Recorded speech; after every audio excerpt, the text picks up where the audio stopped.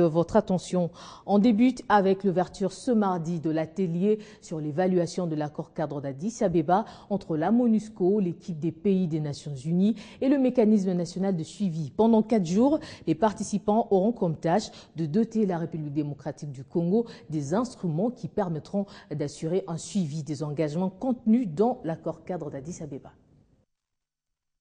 C'est un engagement qui déterminait déjà le sort des groupes armés de la région des Grands Lacs, parmi lesquels la sinistre rébellion du M23, mise en déroute par les forces armées de la RDC.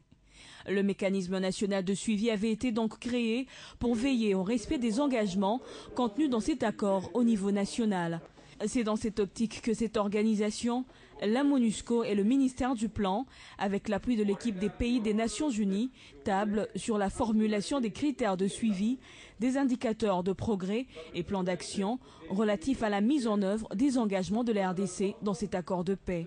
Ce que nous faisons, c'est d'abord de pouvoir doter notre propre gouvernement d'un instrument sous forme d'un tableau de bord qui lui permette, par rapport aux engagements pris, de pouvoir s'assurer tous les jours que nous sommes dans le bon, nous allons dans la bonne direction. La RDC, qui jusque-là se comporte en bon élève, compte alors mettre les gros moyens pour plus d'efficacité dans le suivi.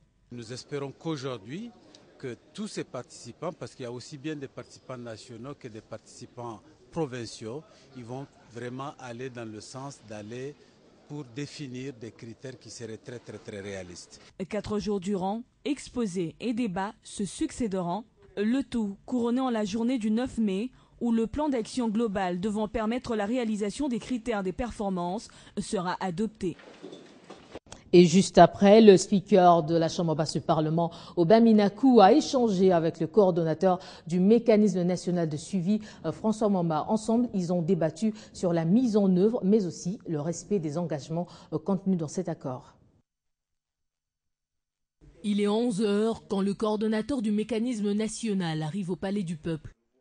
François Mwamba ne vient pas répondre à une question orale avec débat, mais plutôt s'entretenir avec le président de l'Assemblée nationale sur les questions d'actualité dans l'évaluation de l'accord cadre signé à Addis Abeba. Il m'a fait l'honneur de me recevoir pour qu'ensemble, nous puissions examiner et envisager de la manière de davantage concrétiser ce lien qui doit y avoir entre les engagements qui ont été pris et la situation vécue au quotidien en termes économiques et sociaux de nos populations.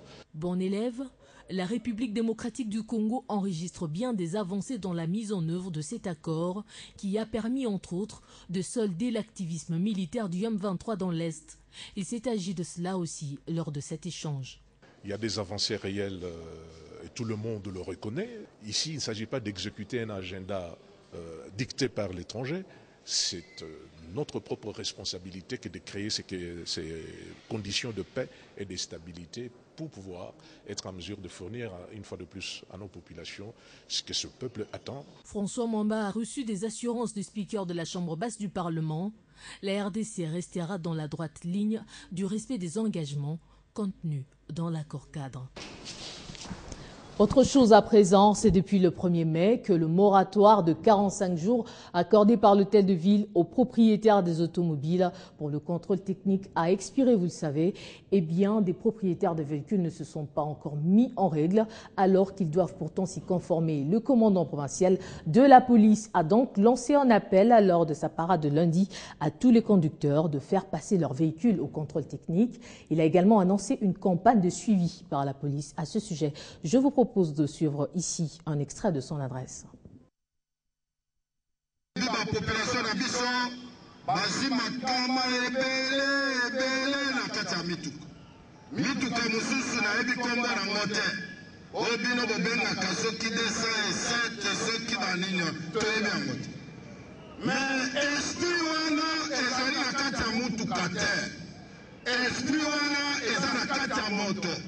Motongola ni chauffeur, receveur, esengeli batwana tomeka kolakisa bango nzela ya bomoi. Elakisi nini? Bapesi moratoire 2 fois. Ya liboso bapesi, ya mibale bapesi, toujours na souci ya kosolola malamu na population. Mais malgré nos soins, il y a toujours des gens qui ne veulent pas comprendre. Il y a moins de bakonzibasi mukani na nzela ya parado na telemiao. Lobi tobandi musala etali bamituka oyo nyonso ezali contrôle technique te. Oyo ezali en ordre te. Kotanga bango bazali kotambola. Baporter batikango kaka polele. Bato wana oyo bazali kotosa leta te esengeli bayeba ke mututu esengeli abanga leta. Parlons cette fois de ce projet de reconstruction et réhabilitation des infrastructures initié par le gouvernement congolais. Et dans le secteur éducatif, sachez que le Nord Kivu a bénéficié de ce vaste programme avec la construction de 45 écoles réparties sur toute l'étendue de cette province, notamment à Goma. La ministre provinciale de l'Éducation, Adèle Bazizani, a reconnu l'importance de prise qui permettra aux élèves du Nord Kivu d'étudier dans des bonnes conditions après les guerres incessantes, surtout dans ces zones dévastées. On l'écoute. C'est un projet qui a été salué par toute la population du Nord Kivu et tous les gouvernements parce que, tel que vous le savez, avec ce qu'il y a eu comme guerre ici, toutes les écoles étaient endommagées pour ce qui est de la partie du territoire de Rutshuru, de Nyiragongo et même vers la partie nord de la province. Vraiment, c'est un projet que nous encourageons. Et nous demandons au gouvernement de continuer comme ça parce que c'est ce qui va nous aider à développer la République démocratique du Congo. C'est ce qui va nous aider aussi à ce que nos enfants puissent étudier dans les meilleures conditions parce qu'on ne peut pas avoir de meilleurs dirigeants si on n'a pas de bonnes infrastructures. Donc il est question à ce que nous puissions soutenir ces projets. Et nous, au niveau de la province du Nord Kivu, nous nous sommes appropriés ces projets parce que maintenant, sur l'ensemble de la province, nous avions bénéficié de 45 écoles. Et maintenant, on a déjà achevé plus de 20 et nous attendons l'arrivée du Premier ministre pour l'inauguration officielle de ces 20 écoles déjà achevées. Et puis une délégation du service national de la douane de la République d'Angola, conduite par sa directrice adjointe, séjourne à Kinshasa. Une présence sur le sol congolais qui a donné lieu à une réunion mixte avec la partie douanière de l'RDC afin de déboucher sur la signature d'un accord d'assistance mutuelle administrative dans le cadre concerté de lutte contre la fraude douanière. C'est une visite angolaise à l'administration douanière de la RDC qui intervient à Bruxelles et effectuée par la partie congolaise à Luanda, en Angola par 2 délégations, respectivement en 2008 et en 2013. Leur présence est une réponse à l'invitation de la communauté douanière de la RDC qui, poursuivant son combat de lutte contre la fraude douanière, multiplie ses contacts avec l'extérieur, notamment du côté des pays frontaliers. Le cas de l'Angola, représenté ici par la directrice adjointe du service national de la douane, Maria da Conceição dos Santos Matos. Ainsi, cette réunion devrait permettre à aboutir à la signature d'un accord d'assistance mutuelle administrative. Celle-ci devra permettre à coup sûr de relever quelques défis qui s'observent dans l'environnement du trafic aux différents postes frontaliers de ces 2 pays, en vue surtout de lutter contre la fraude douanière, véritable fléau qui occasionne le coulage des recettes publiques. Déjà, le programme de la mission angolaise en République démocratique du Congo prévoit une visite du poste douanier de l'aéroport international de Njili à Kinshasa, ainsi que celle des bureaux de Lufu et de Boma en province du Bas-Congo. 2 postes frontaliers avec l'Angola qui sont des lieux importants du trafic de marchandises entre les 2 pays et constituent souvent, selon des témoignages, des frontières poreuses occasionnant non seulement le manque à gagner pour le pays, mais aussi la concurrence déloyale à même de décourager les entreprises locales.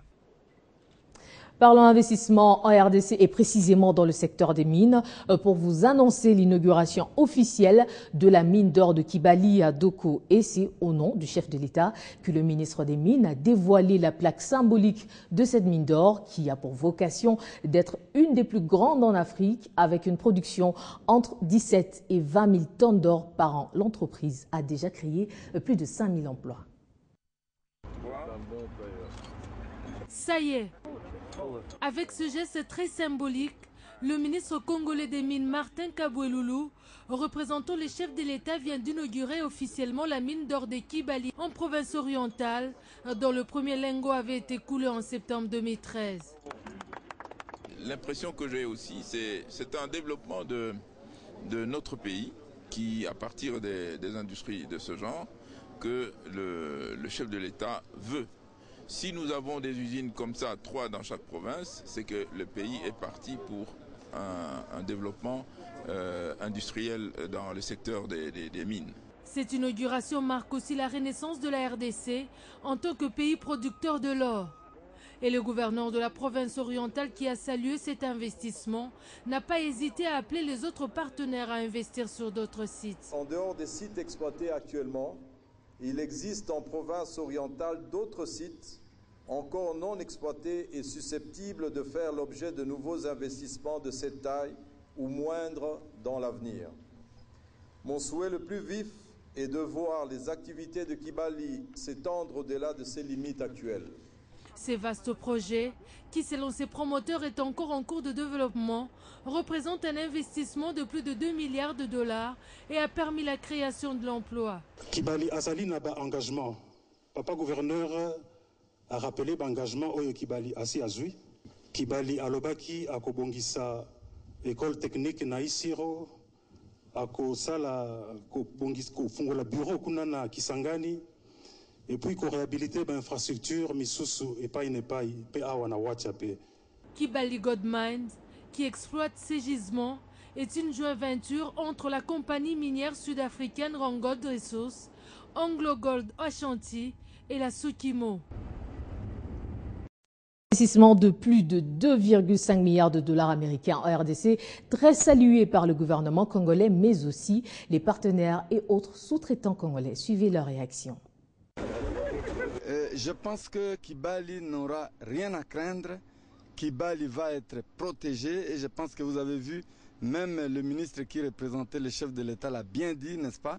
Il y a 5 ans, la vie ici était autre. Aujourd'hui, il y a eu amélioration d'abord de l'habitat. Il y a eu aussi un certain nombre d'infrastructures qui ont été mises sur place et c'est ce qui est une bonne chose. Oui, mais ça me fait énormément plaisir, hein, comme tout digne fils ou fille de la province orientale.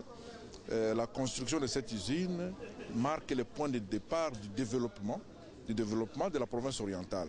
Aujourd'hui, sur toute l'étendue de la République démocratique du Congo, nous avons la paix et cette paix a abouti que l'Arion site de Kibali Gold Mining a reçu. Effectivement, tous les projets étaient géniaux, ça a réussi, ça c'est notre joie. Et puis la population tout entière qui se met d'accord que tout ce qui s'est passé ici c'est pour leur avantage. Ça fait vraiment la fierté de notre pays et nous devons garder cette usine en père des familles.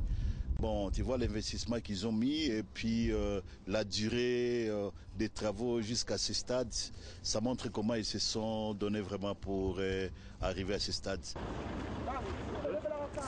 Adduction d'eau en milieu urbain. Sachez que les 3500 habitants de la cité Massamouna ont désormais accès à l'eau potable. Le service national d'hydraulique rurale du ministère de l'Agriculture et Développement rural vient de réaliser un mini-réseau hydraulique dans cette partie du pays, des travaux financés par le gouvernement central.